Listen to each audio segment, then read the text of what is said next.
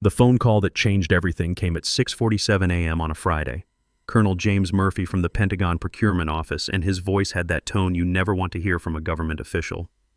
"Bob, we need to talk about Great Lakes Manufacturing's compliance status.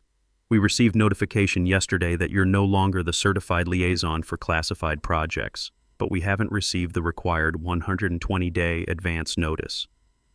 I was sitting in my kitchen, coffee getting cold, watching the sunrise over Lake Erie. My name's Robert Anderson, but everyone calls me Bob. I'm 52, been running operations at Great Lakes for 28 years, and I've got the kind of institutional memory that keeps defense contractors from losing their security clearances. Had, anyway. Past tense, as of Monday morning. "When exactly did you receive this notification, Colonel?" "Yesterday afternoon. From a Jason Brooks, your new COO. He mentioned operations were being restructured and new personnel would handle Pentagon relations. But Bob, you know ITAR regulations. We can't maintain classified project status without proper liaison certification." I leaned back in my recliner, watching a hawk circle over my backyard. The pieces were falling into place exactly like I'd expected. "What's the next step, Colonel?" "I'm initiating a compliance review. Effective immediately, all classified project work at Great Lakes is suspended pending resolution." After I hung up, I did the math. 3 major projects: Thunderbolt, Iron Shield, and Desert Hawk. Combined value of $200 million. Daily penalty of $750,000 until compliance restored. That's $5.25 million bleeding out every week while Jason Brooks figures out what he's done. See, here's what happened. Monday morning, Jason called me into conference room B at 7 a.m. sharp. No context, no pleasantries, just corporate speak that makes Navy veterans like me want to test the structural integrity of expensive office furniture. Jason had been at Great Lakes exactly 8 months, brought in by the board to modernize operations and streamline inefficiencies. The guy was 38, MBA from somewhere fancy, talked a good game about lean manufacturing and digital transformation. Problem was, he'd never spent a day on a factory floor. Never watched a machinist turn raw steel into precision components for Bradley fighting vehicles. Never had to explain to a Pentagon colonel why you can't just switch suppliers without checking security clearances. I'd been carrying my compliance binder for 3 weeks, ever since Jason started making noises about redundant oversight positions.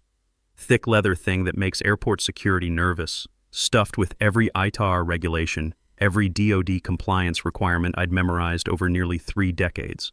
Red tabs for critical contracts, yellow for regulatory deadlines, blue section for Jason's disasters.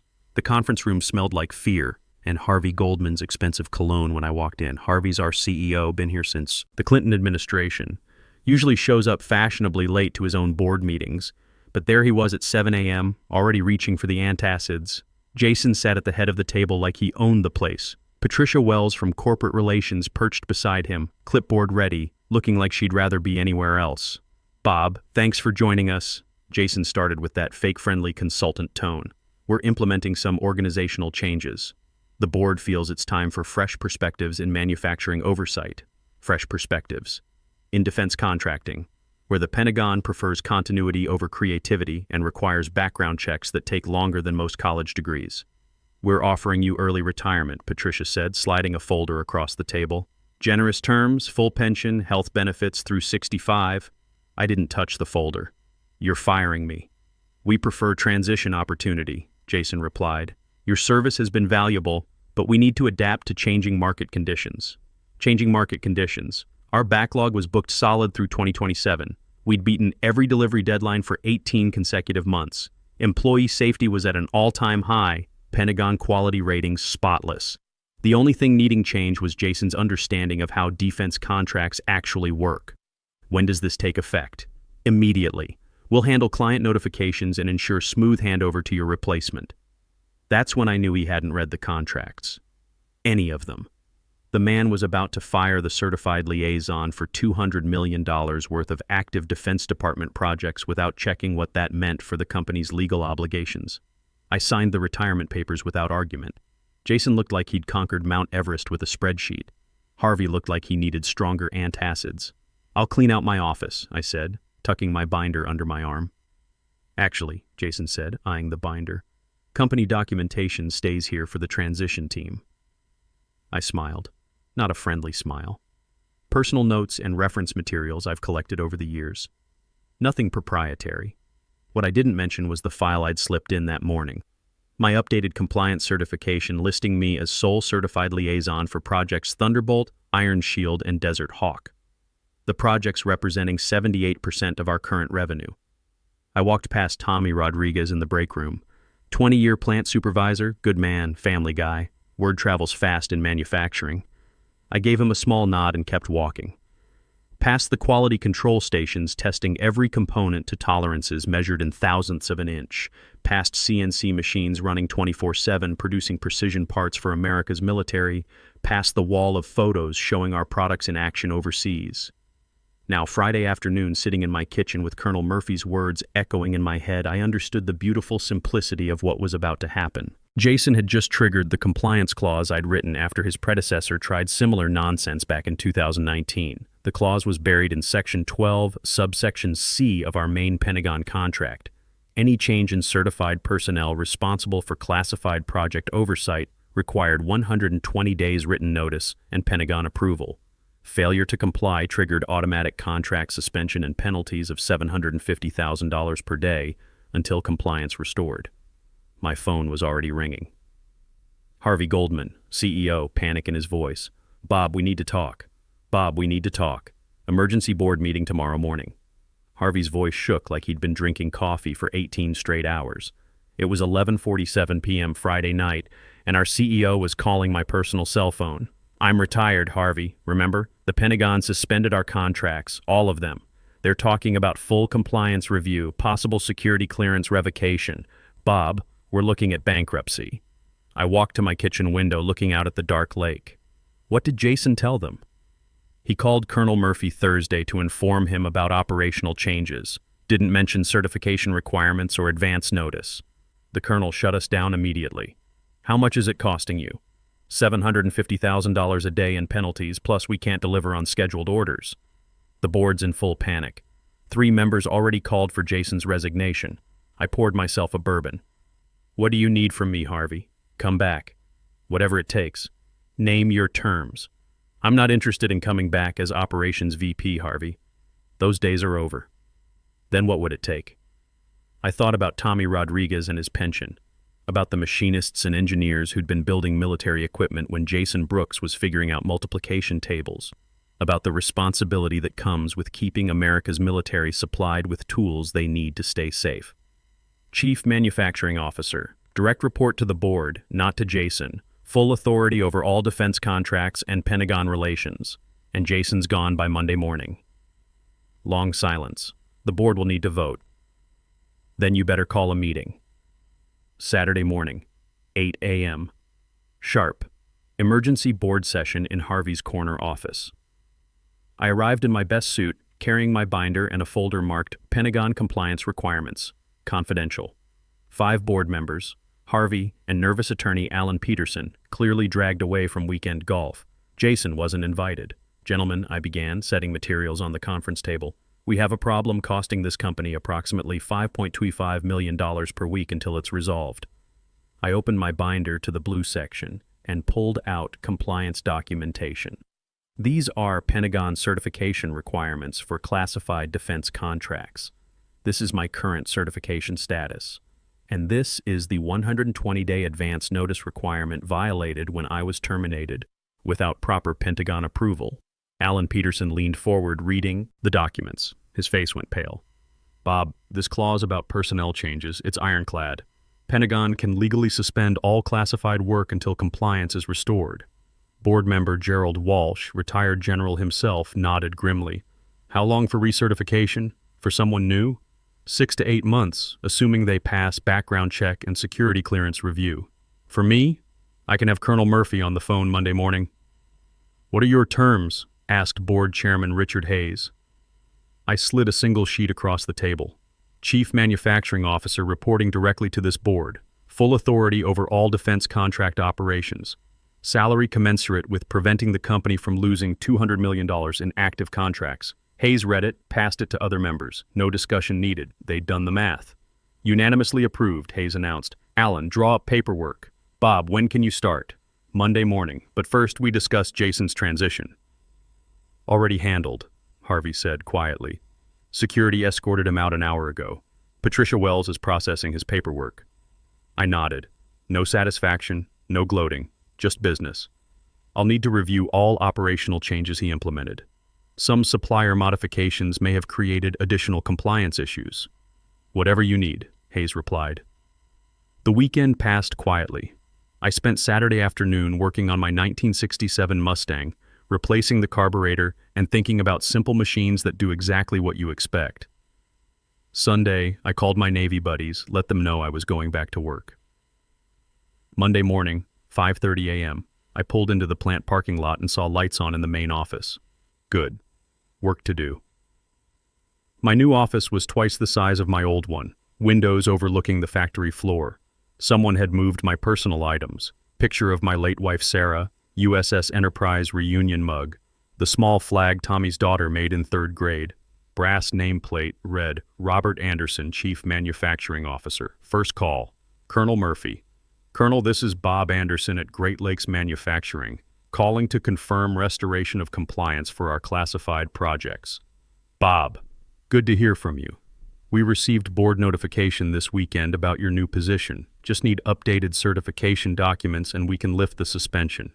I'll have them to you by noon today, Colonel. Outstanding. And Bob, next time someone calls about personnel changes without proper documentation, I'm referring them directly to you. Yes, sir. Exactly how it should work. By 9 a.m., word had spread through the plant. Tommy Rodriguez stopped by with coffee and a grin. Heard you got promoted, Chief. Just getting back to work, Tommy. How are crews handling the production delays? They're ready. Morale's been rough since, well, you know. Jason's changes? That and he tried switching our steel supplier to some outfit in Malaysia. Had to explain that security clearance doesn't cover foreign suppliers for classified components. I made notes in my binder. Another compliance issue to review. The morning was spent on damage control, calling suppliers to confirm delivery schedules, reviewing Jason's operational changes with engineering, starting paperwork to restore Pentagon contracts. At noon, I called Colonel Murphy.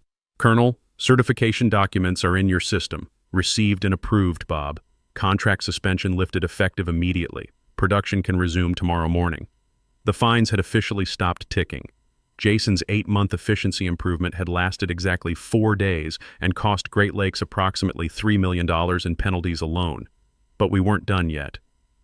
Tuesday morning brought the sound I'd missed most, the production lines humming back to life, delivery schedules updated and transmitted to the Pentagon, quality control resuming methodical testing of every component, the heartbeat of American manufacturing steady and strong.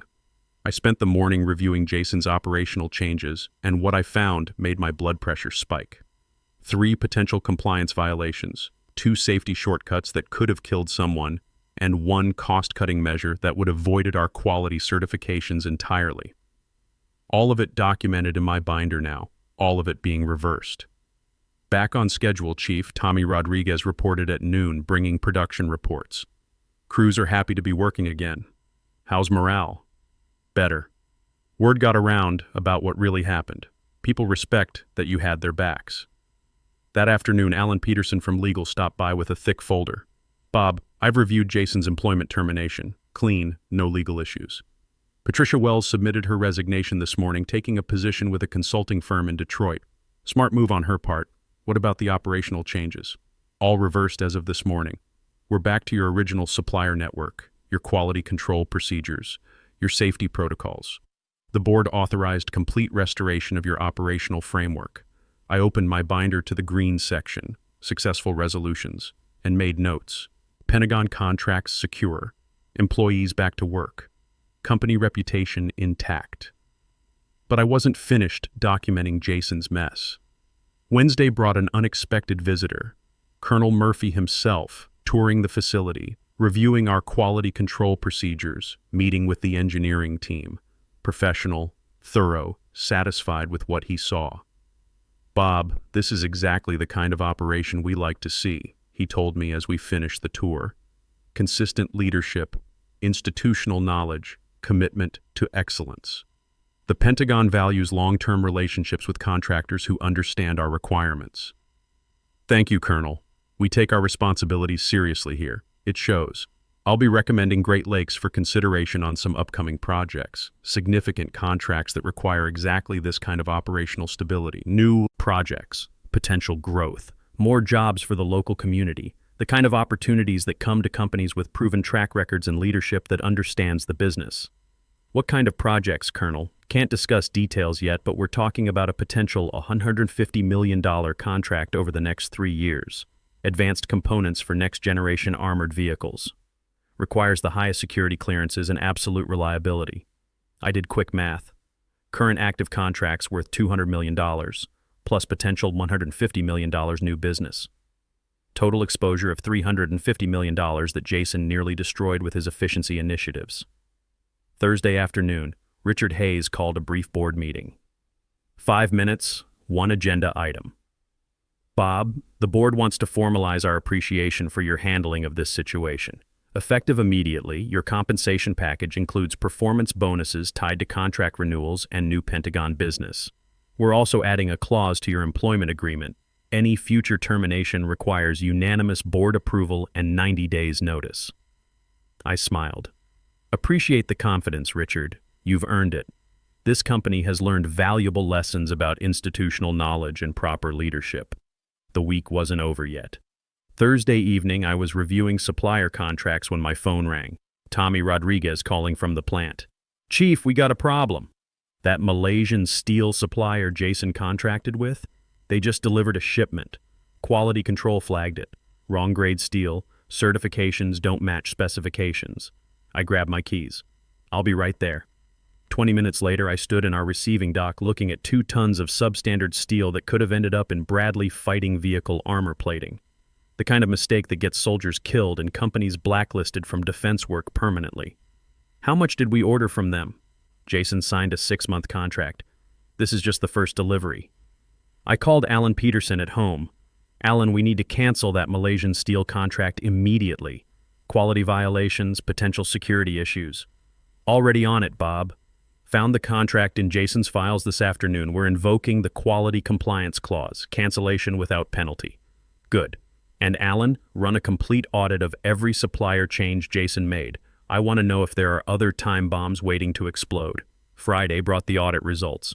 Jason had attempted to switch 5 critical suppliers to cheaper alternatives. 3 were in countries with questionable security relationships with the United States. 2 had quality certifications that wouldn't meet Pentagon standards. 1 was actually on a State Department watch list for companies with ties to foreign intelligence services. Any one of those changes could have cost us our security clearance permanently. Together, they represented a complete dismantling of the supply chain integrity we'd built over 3 decades. I sat in my office that evening, updating my binder with the week's events. The compliance crisis was resolved, but the investigation had revealed something more dangerous. Systematic incompetence that went beyond simple cost-cutting. Jason hadn't just ignored our procedures. He'd actively undermined systems designed to protect national security. My phone rang. Colonel Murphy again. Bob, just wanted to give you a heads up.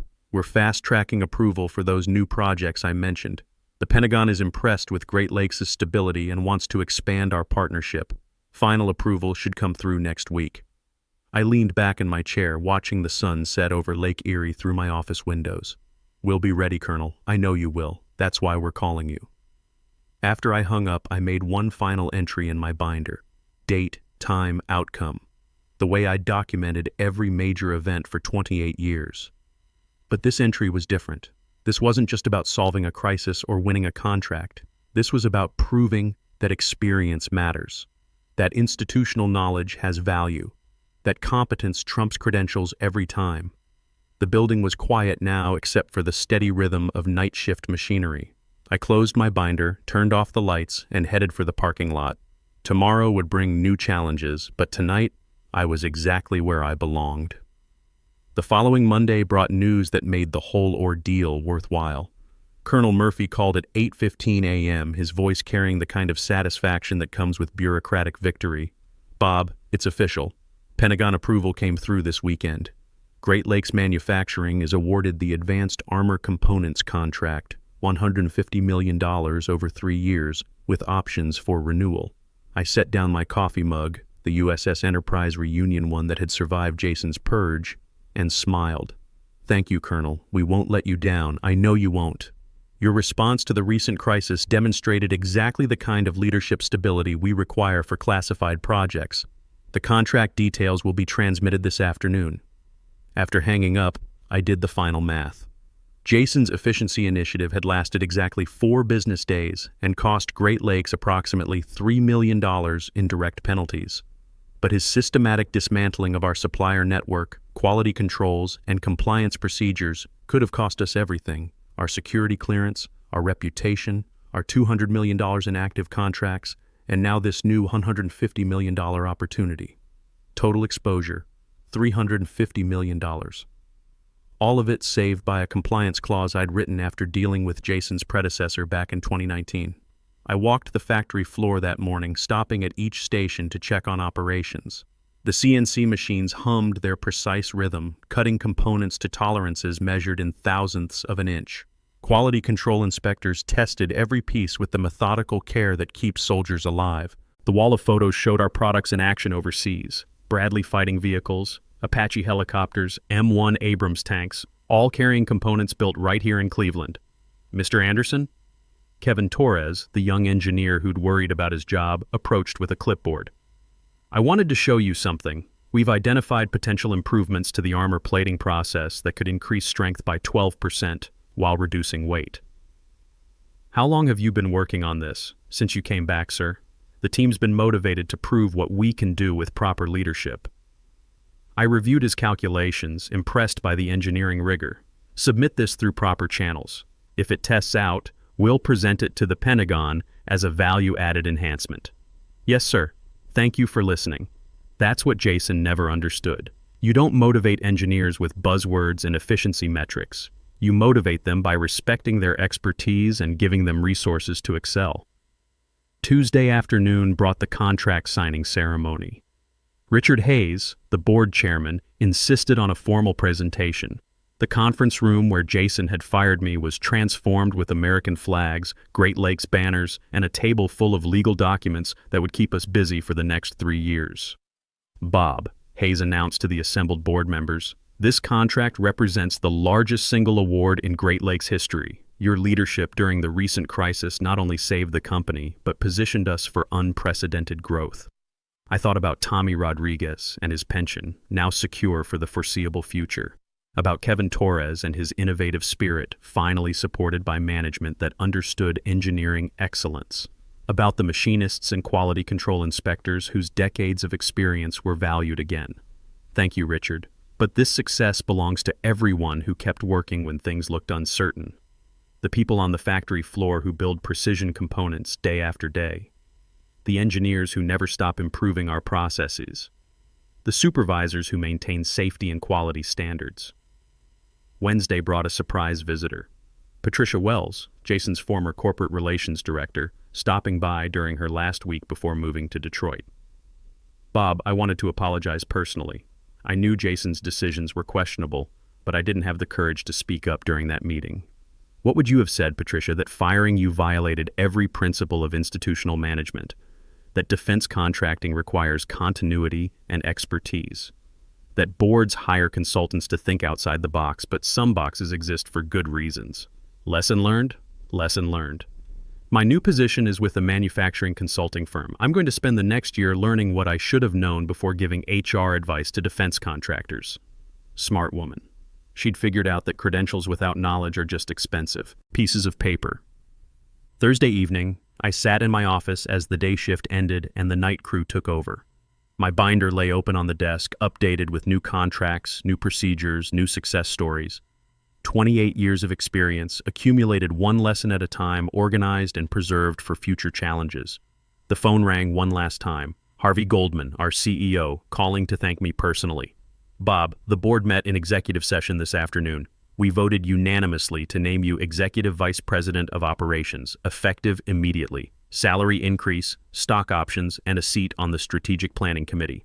Appreciate it, Harvey, but Chief Manufacturing Officer suits me fine. I like being close to the work. Then we'll create a new title. Chief Operating Officer, Manufacturing Division. Same authority, better recognition. I looked through my office windows at the factory floor below. Tommy Rodriguez was briefing the night shift supervisors. The CNC machines continued their precise work. Quality control inspectors maintained their vigilant testing, the rhythm of American manufacturing, steady and strong. Harvey, there's something more important than titles. Make sure the next time someone suggests efficiency improvements, they understand the difference between cutting costs and cutting corners. Message received, Bob. Loud and clear. The building grew quiet except for the steady hum of night shift machinery. I closed my binder, turned off the lights, and headed for the parking lot.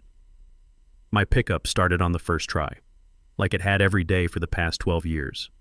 Reliable, dependable, built to last, just like the company I'd saved, the people I'd protected, and the principles that matter when the stakes are real. The road home was clear, the stars bright, and Monday morning couldn't come soon enough.